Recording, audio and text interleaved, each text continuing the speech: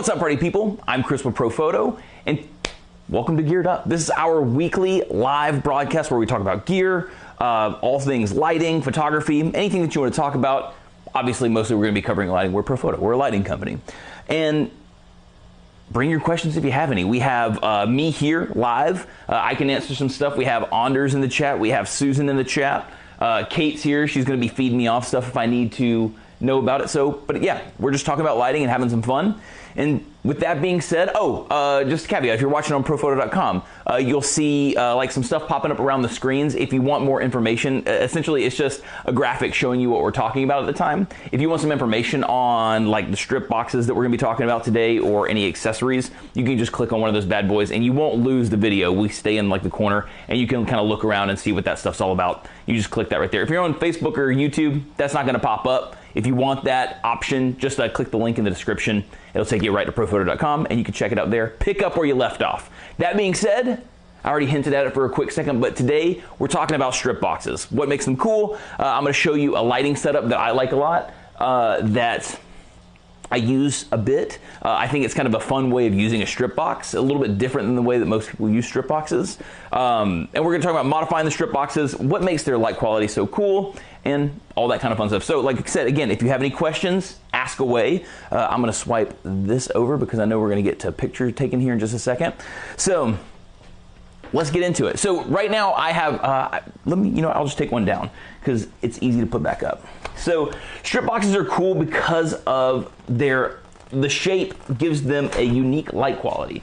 So it is still a softbox, so it's nice diffused light, but in one direction, the softbox is much larger than it is in another direction. So the light coming from top to bottom with it faced this way is gonna be much softer than the light going left to right, which is still a large source for the most part, but it's not as large as it is going top to bottom. So the light coming from the side is a little bit harder. The light coming from top to bottom is a little bit softer. It does a really, really good job of using it to edge light someone.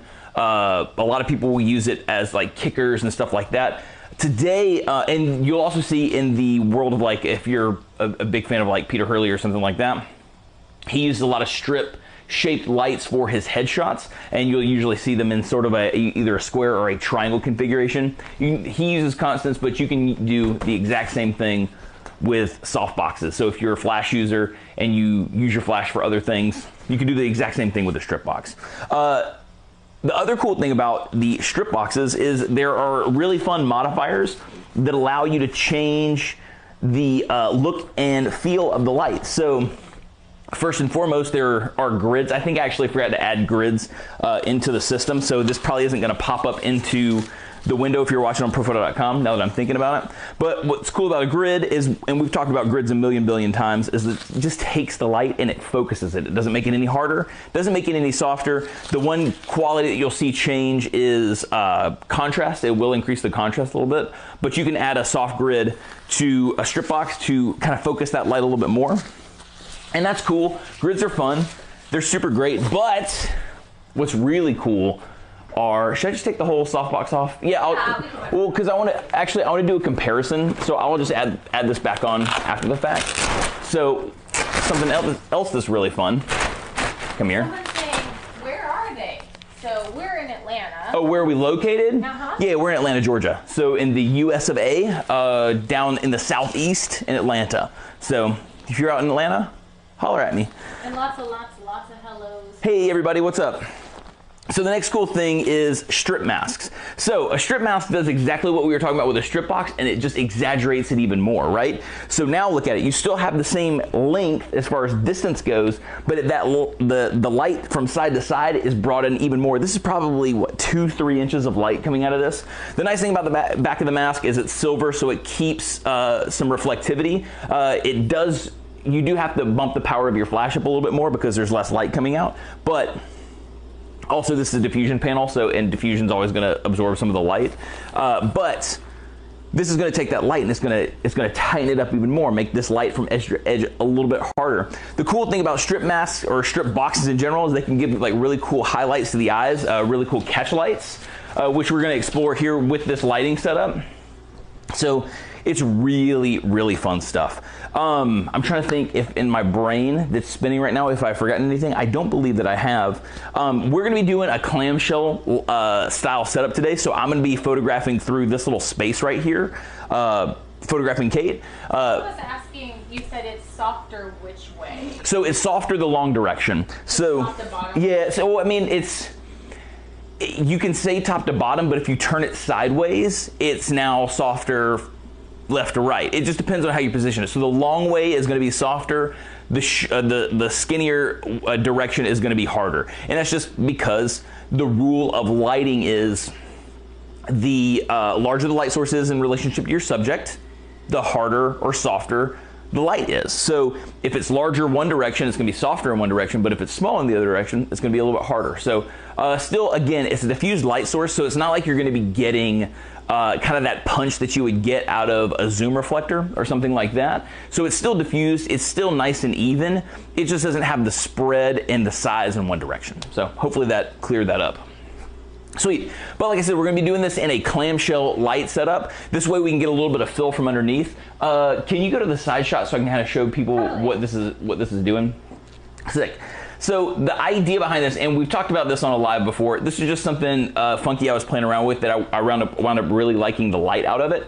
So because of the shape of the strip box, the light here isn't going to spread as much. So it's going to kind of give a nice highlight down the body, and the fill light from underneath is going to kind of help that out. On top of that, let me actually kind of get this evened out now that I'm standing where you were standing. So, but because this is a really long light, it's going to give a little bit of a hair light, which is kind of cool, but it's going to bring this light down the face. The only downside to this, and you have to kind of just play with the placement and the kick of the tilt of the light towards the subject, is this light is going to fall off a little bit more. That's kind of why I've started bringing this light back in to start. That's why I think the clamshell is a cool idea, because it'll start bringing this light that's falling off back up into the subject. 1x4 on the top. 1x4 on the top, 1x3 on the bottom, and that's just, and I just went 1x3 on the bottom because I wanted Kate to still be able to kind of stand under the 1x4 and get some of that light on her hair, and then the 1x3 gives her some space to stand but also stay under the hair. Just my silly brain working through how I would do that. So cool. Let's start off. What we're going to do is we're going to take the shot with no strip mask on there, no grid on there. We're just going to go softbox, and see what they look like. I already have the power dialed in. I'll be more than happy to tell you whatever power settings that I'm using if you want to know. I do know that with the strip mask off, I'm going to have to pull the power back on this. And I'm going to do that from the Profoto app, which is kind of dope. So B10X on the top. I just went with the smaller one on the top just because it's a little bit lighter weight. I have it counterweighted, so it's not that big of a deal anyway, but just lifting it up and down. And then on the bottom, I have a B10X Plus. It's just the light that I grabbed. So let's do that. Let's see. Oh, I see. Hey, do you read comments? I do read comments, Babs. We got lots of people reading. Sweet. I'm pretending like I'm Chris right now. So. Oh, and someone asked, can you use the RFI strip boxes on a B10? And the answer is absolutely yes. The rule with using the RFI stuff on the B10s is, I call it the rule of 4. So anything bigger than 4 foot is probably a nay. So a 1x4 strip, no problem. 4 foot octa, no problem. A 3x4 softbox, no problem. That's as big as I would go, is anything with the 4 in it. So like the 1x6 strip, probably not. It can get a little heavy. The 5 foot octa can get a little heavy. But yes, absolutely. I'm gonna make sure I haven't missed anything else. Hey, Thomas Hathaway in San Diego. What's happening, Tom in San Diego? What's happening? Cool. So I'm going to flip over to my Profoto app for a split second because I know I need to power this light down a little bit. So Can you move into our yeah, we're ready to rock and roll. set? Yeah, we Great. can go into the shooting set. Sweet. And so I've got my app set up right there. I'm gonna switch back over to YouTube in case any comments pop up. I can answer them. What's up, pretty peeps? Hi guys. I'm shooting, people always like to know camera stuff too. So Fujifilm X-T3, 56 millimeter lens on it, which works out to an 85 millimeter with a full frame camera. Just in case you were wondering. Ready for me? I'm ready for you. Do it. So I'm gonna try to get this in here to take a little bitty tiny step back. Yeah, it's good. Yeah. There we go. So here's the first shot. 3, 2, 1. that top light might be a little more power than I'd like. I'm gonna bring it down a skosh. Once again, cool thing about the app, I can just see all that stuff right here. Let's go down a stop and just see where we're at. 3, 2, 1.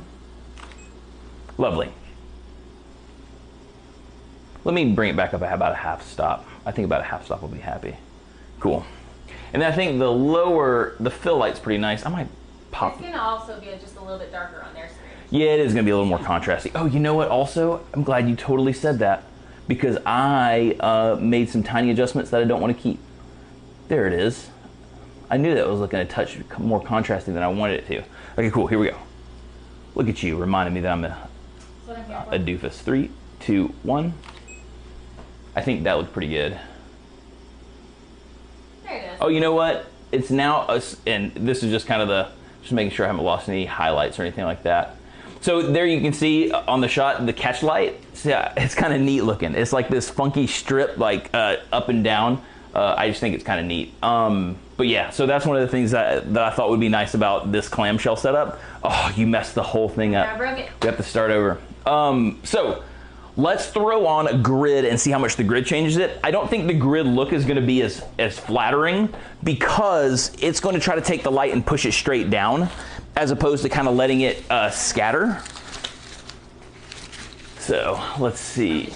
Yeah, all good. Kate's making sure that we don't miss. Yeah, Kate's making sure that we don't miss anything. I try not to miss anything. Sometimes I have been known to be scatterbrained. So throw this grid on here. Also while completely, you got that corner? Perfect. Yeah, the nice thing too about the grids for the OCF is they kind of go around the edge of the softbox. I'm gonna try to aim this a little bit more because I know I'm gonna need it with the grid. So there we go. All right, let's try this with the grid. My guess is with the grid, it's gonna go a lot darker, and that's because the light's not gonna be hitting Kate as much. So we might have to make a power adjustment, but I don't think it's gonna look anything near like what we had. You're probably honestly gonna see more light from the bottom than you are from the top. 3, 2, 1. Yes, exactly what I thought was gonna happen. So what's happening with the grid, and this is just because of what it does, is it's taking all the light and it's pretty much pushing it straight down. So the light that's hitting Kate is pretty much uplighting. So the grid for this technique doesn't work quite as well. You can even see like in the catch light of the eye, there's no light there. So it's really pushing it all down. This though is where it kind of gets cool. Let's throw the strip mask on. So the strip mask isn't as directional as the grid's gonna be. Now the grid, again, awesome for controlling light and awesome for controlling spill. You just saw that. So we were able to keep the light off of Kate, even though that's not what we were trying, that's not what we want to do for this shot. So if you're using strip boxes for something like edge lighting or products or something like that, and you want to keep the light in a certain place, that's what the grid's going to do. Do you want to take this down to the bottom edge, and I'll just do the top edge? Cool. Teamwork makes the dream work. I was about to say the same thing. Were you really? Unfortunately, terrible minds think alike. Cool. And again, I'm going to kick the light back forward so we're getting some light thrown forward. So there we go. And so now the strip, I'm going to show you the shot without me powering it up first, just so you can see that the strip consumes a little bit of the light. Once again, because you're adding another layer of diffusion, and also there's not as much surface for the light to come out. So we're going to take it with the regular setting from before, with the softbox. Here we go. 3, 2, 1. So you can see still much lower power. So I'm going to amp this bad boy up. I know that I need to go up roughly to here. So I could be wrong. I might be way overpowering this. Take a tiny little step back. There we go. 3, 2, oh, I think I introduced the softbox into the shot a little bit. There we go. 3, 2, 1. There we go. That looks wonderful. Let's do one more because I think you might have been half blinking. Well, yeah. Yeah, I'm pretty good at catching blinks. You ready? 3, 2, 1. And give me one with the chin up just a skosh.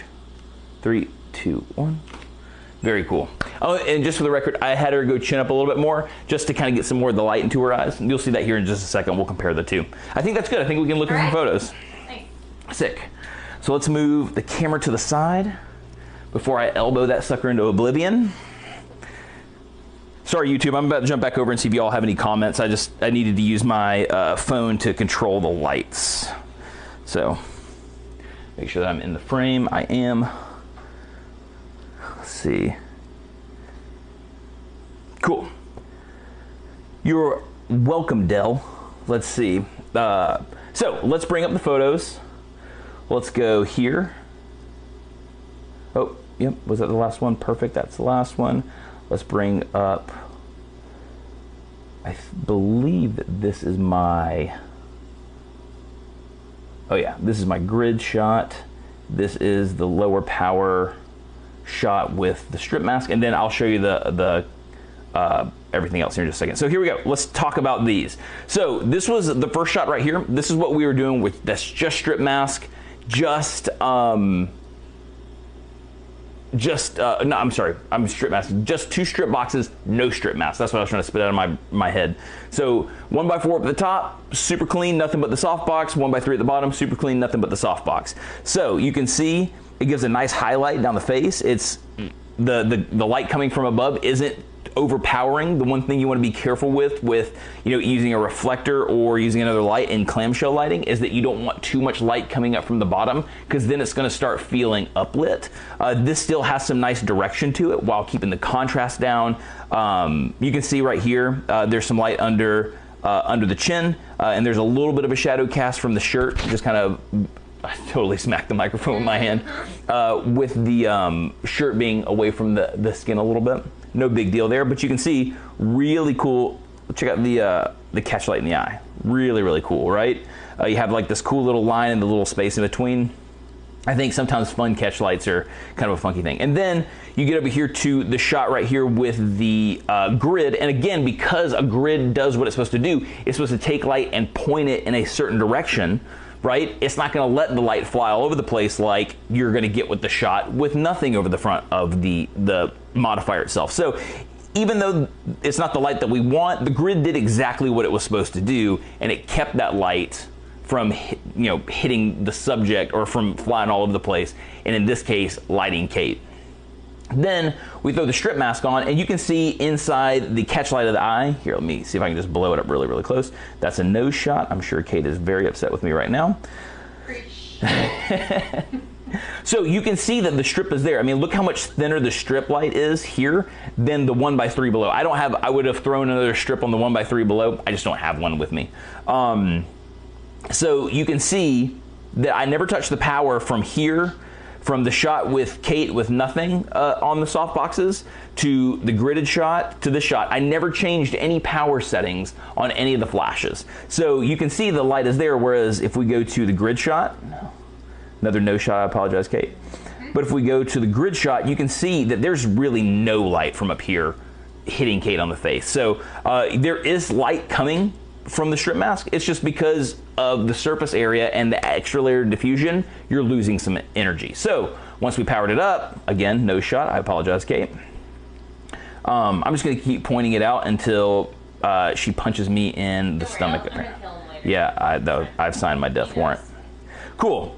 So just so you can see the catch lights between the two, we powered up, and so there's the strip mask really, really present in the eye. Once again, I think it would have looked super cool if I had one for the bottom. I don't.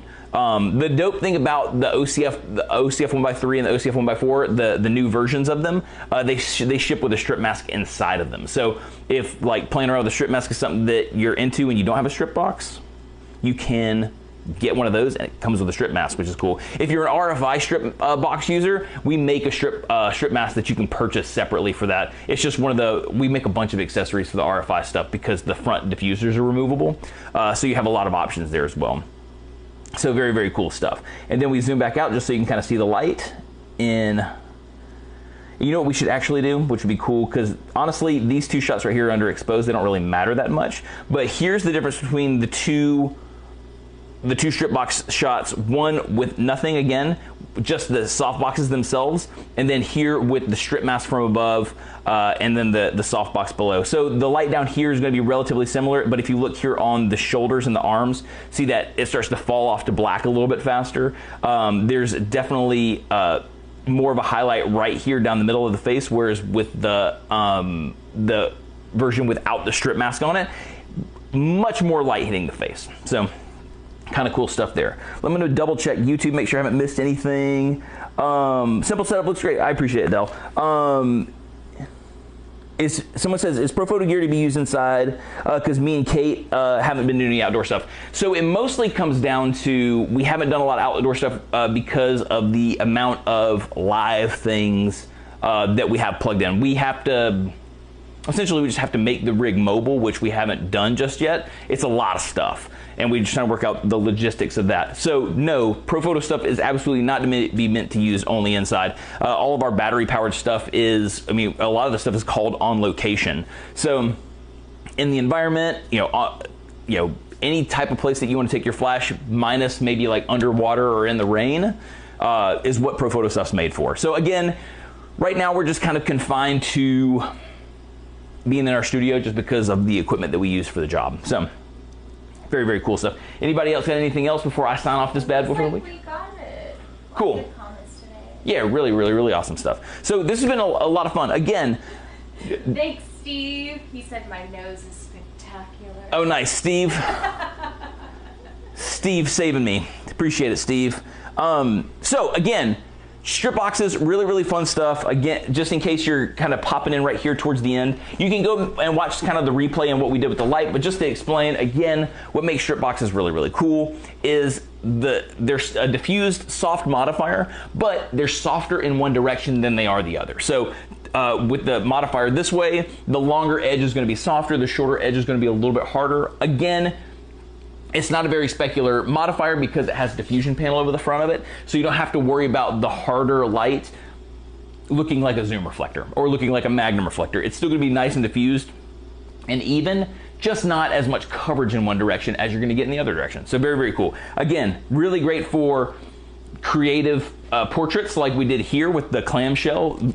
Instead of doing a clamshell like this, we went a clamshell long ways, just kind of having some fun with it. It's a lighting thing that a friend of mine and I came up with a few years ago at a workshop, just kind of goofing around. But it's really, really fun to do.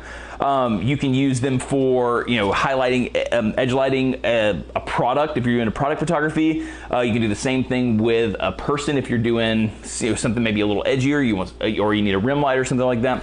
Really, really cool modifiers. Strip boxes are, I think they're pretty essential. I mean, especially if you really like kind of controlling your light and putting it right where you want it, strip boxes are pretty dope. So hopefully that was super fun. I had a blast talking about all things strip box today. I'm just gonna make sure I haven't missed anything. Oh, how do you position the strip boxes in relation to the model's face? How close, center line?